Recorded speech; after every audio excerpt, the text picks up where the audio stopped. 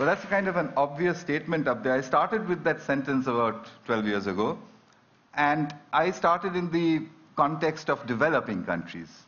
But you're sitting here from every corner of the world. So if you think of a map of your country, I think you'll realize that for every country on earth, you could draw little circles to say these are places where good teachers won't go. On top of that, those are the places from where trouble comes. So we have an ironic problem. Good teachers don't want to go to just those places where they're needed the most. I started in 1999 to try and address this problem with an experiment, which was a very simple experiment in New Delhi. I basically embedded a computer into a wall of a slum in New Delhi. The children barely went to school, they didn't know any English, they'd never seen a computer before, and they didn't know what the internet was. I connected high-speed internet to it, it's about 3 feet off the ground, turned it on and left it there. After this, we noticed a couple of interesting things which you'll see, but I repeated this all over India and then through a large part of the world, and noticed that children will learn to do what they want to learn to do. This is the first experiment that we did.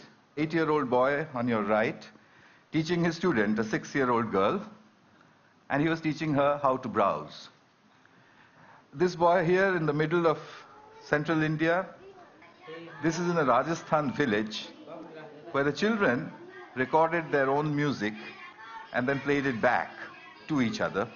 And in the process, they enjoyed themselves thoroughly. They did all of this in 4 hours after seeing the computer for the first time. In another South Indian village, these boys here had assembled a video camera and were trying to take the photograph of a bumblebee. They had downloaded it from Disney.com or one of these websites 14 days after putting the computer in their village.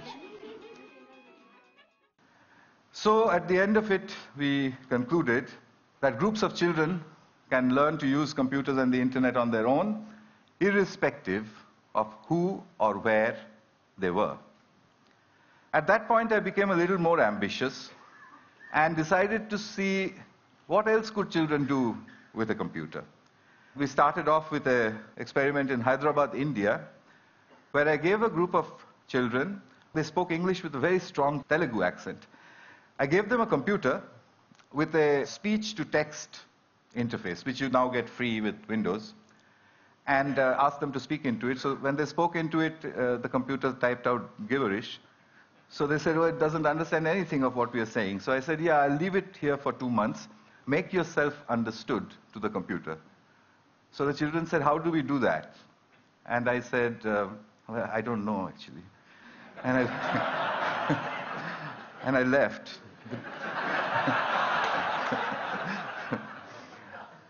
2 months later, and this is now documented in the Information Technology for International Development Journal, their accents had changed and were remarkably close to the neutral British accent in which I had trained the speech-to-text synthesizer. In other words, they were all speaking like James Tooley.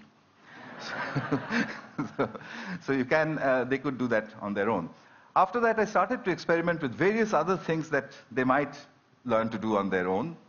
I got an interesting phone call once from Colombo, from the late Arthur C. Clarke, who said, I want to see what's going on. And he couldn't travel, so I went over there. He said 2 interesting things. A teacher that can be replaced by a machine should be. The second thing he said was that if children have interest, then education happens. And I was doing that in the field, so every time I would watch it and think of him. Possible, and they can undoubtedly help people, because the children very quickly learn to navigate the web and find things which interest them. And when you've got interest, then you have education. I took the experiment to South Africa. This is a 15-year-old boy. This is my chin. I play games like animals, and I listen to music. And I asked him, do you send emails? And he said yes, and they hop across the ocean. This is in Cambodia, rural Cambodia. a fairly silly arithmetic game, which no child would play inside the classroom or at home. They would, throw it back at you. They'd say, this is very boring.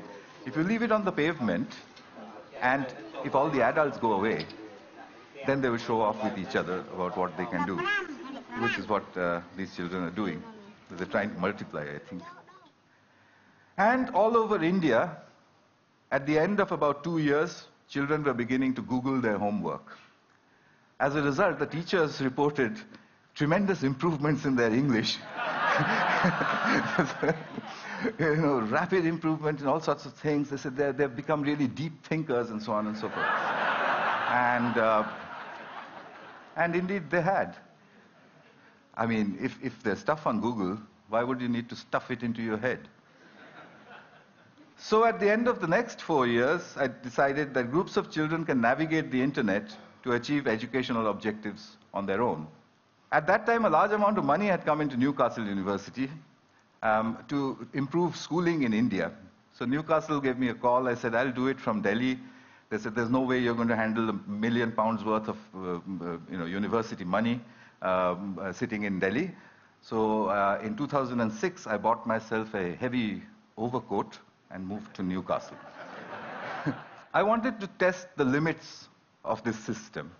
The first experiment I did out of Newcastle was actually done in India, and I set myself an impossible target. Can Tamil-speaking 12-year-old children in a South Indian village teach themselves biotechnology in English on their own? And I thought, I'll test them, they'll get a 0, I'll give them material, I'll come back and test them, they'll get another 0, I'll go back and say, yes, we need teachers for certain things. I called in 26 children, they all came in there, I told them, look, there's some really difficult stuff on this computer. I wouldn't be surprised if you didn't understand anything. It's all in English, and I'm going. So I left them with it. I came back after 2 months, and the 26 children marched in looking very, very quiet. I said, well, did you look at any of the stuff? They said, yes, we did. Did you understand anything? No, nothing. So I said, well, how long did you practice on it before you decided that you understood nothing? They said, we look at it every day. So I said, for 2 months you were looking at stuff you didn't understand. So a 12-year-old girl raises her hand and says, literally, apart from the fact that improper replication of the DNA molecule causes genetic disease, we've understood nothing else.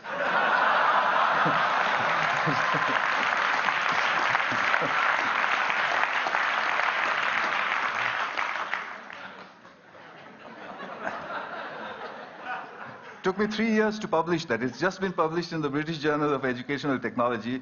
One of the referees who refereed the paper said, it's too good to be true, which was not very nice. Well, one of the girls had taught herself to become the teacher, and that's her over there.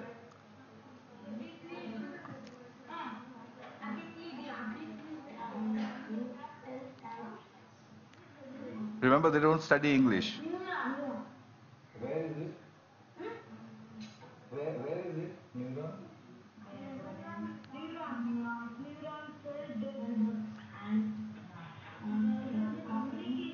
I've edited out the last bit where she said, when I asked where is the neuron, and she says, the neuron, and then she looked and did this. But her expression was not very nice. So their scores had gone up from 0 to 30%, which is an educational impossibility under the circumstances. But 30% is not a pass. So I found that they had a friend, a local accountant, a young girl, and they played football with her. I asked that girl, would you teach them enough biotechnology to pass? And she said, how would I do that? I don't know the subject. I said, no, use the method of the grandmother. She said, what's that? I said, well, what you've got to do is stand behind them and admire them all the time. Just say to them, that's cool, that's fantastic, what is that? Can you do that again? Can you show me some more? She did that for 2 months. The scores went up to 50, which is what the posh schools of New Delhi with a trained biotechnology teacher were getting. So I came back to Newcastle with these results and decided that there was something happening here that definitely was getting very serious. So having experimented in all sorts of remote places, I came to the most remote place that I could think of. Across the River Tyne, 5,000 miles from Delhi, is the little town of Gateshead. In Gateshead, I took 32 children, and I started to fine-tune a method. I made them into groups of 4. I said, you make your own groups of 4. Each group of 4 can use 1 computer and not 4 computers. Remember, from the hole in the wall. You can exchange groups. You can walk across to another group if you don't like your group, etc. You can go to another group, peer over their shoulders, see what they're doing, come back to your own group and claim it as your own work. And I explained to them that a lot of scientific research is done using that method.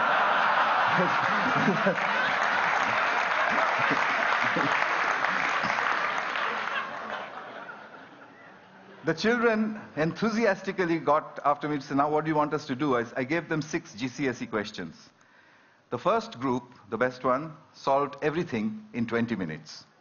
The worst, in 45. They used everything that they knew. News groups, Google, Wikipedia, Ask Jeeves, etc. The teachers said, is this deep learning? I said, well, let's try it. I'll come back after 2 months. We'll give them a paper test, no computers, no talking to each other, etc. The average score when I had done it with the computers and the groups was 76%. When I did the experiment, when I did the test after 2 months, the score was 76%. There was photographic recall inside the children. I suspect because they're discussing with each other.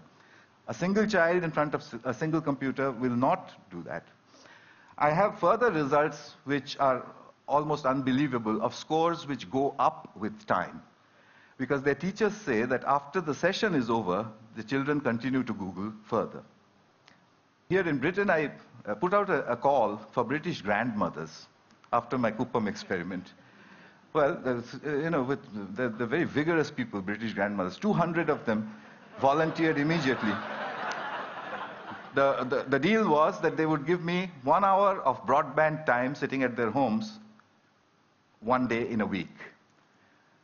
So they did that, and over the last 2 years, over 600 hours of instruction has happened over Skype using what my students call the granny cloud.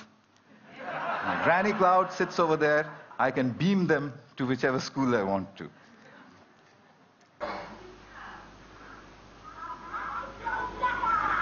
You can't catch me. You say it. You can't catch me. I'm the gingerbread man. Well done. Very good. So we get power of the Supreme. Back at Gateshead, a 10-year-old girl gets into the heart of Hinduism in 15 minutes. Stuff which I don't know anything about. 2 children watch a TED Talk. They wanted to be footballers before. After watching 8 TED Talks, he wants to become Leonardo da Vinci.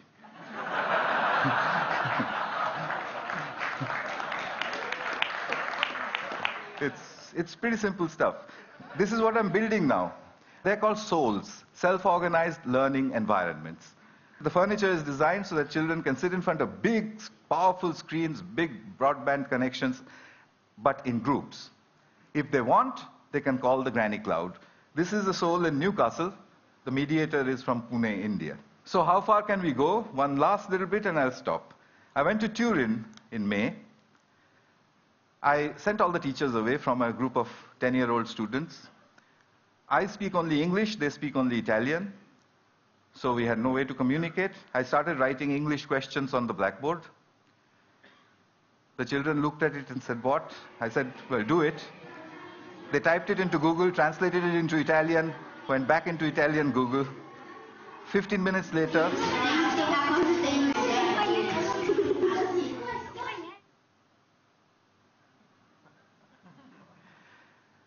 next question, where is Calcutta? This one they took only 10 minutes.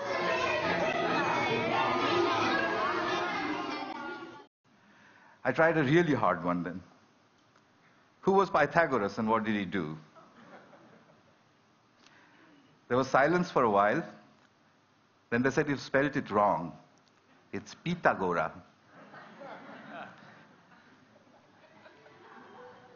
And then, in 20 minutes, the right-angle triangles began to appear on the screens. It just sent shivers up my spine.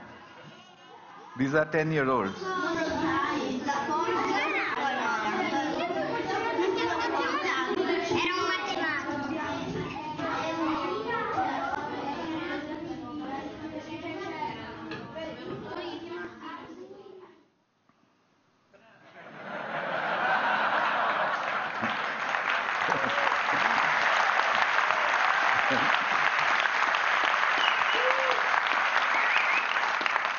So you know what's happened? I think we've just stumbled across a self-organizing system. A self-organizing system is one where a structure appears without explicit intervention from the outside. Self-organizing systems also always show emergence, which is that the system starts to do things which it was never designed for, which is why you react the way you do, because it looks impossible. I think I can make a guess now. Education is a self-organizing system where learning is an emergent phenomenon. It will take a few years to prove it experimentally, but I'm going to try. But in the meanwhile, there is a method available. 1 billion children, we need 100 million mediators, there are many more than that on the planet, 10 million souls, $180 billion, and 10 years. We could change everything. Thanks. Thank you.